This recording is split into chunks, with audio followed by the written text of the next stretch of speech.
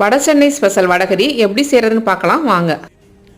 2 மணி நேரம் ஊற வச்ச கடலைப்பருப்பை வரமிளகா சோம்பு போட்டு கொரகொரப்பாக அரைச்சி எடுத்துக்கணும். அரைச்ச கடலைப்பருப்பை இட்லி தட்டில் எண்ணெய் தடவி வேக வச்சு எடுத்துக்கணும். நல்லா வெந்ததும் கடலைப்பருப்பை ஆற வச்சு உதுத்து எடுத்து வச்சுக்கணும். ஒரு கடாயில் எண்ணெய் ஊற்றி பட்டை கிராம்பு பிரியாணி இலை போட்டு தாளிச்சிடணும். 2 பெரிய வெங்காயத்தை கட் பண்ணி அதை நல்லா வதக்கிக்கிட்டு 3 பல்லு பூண்டு தட்டி போட்டு மஞ்சத்தூள் 1 ஸ்பூன் இஞ்சி பூண்டு பேஸ்ட் போட்டு நல்லா வதக்கிக்கணும்.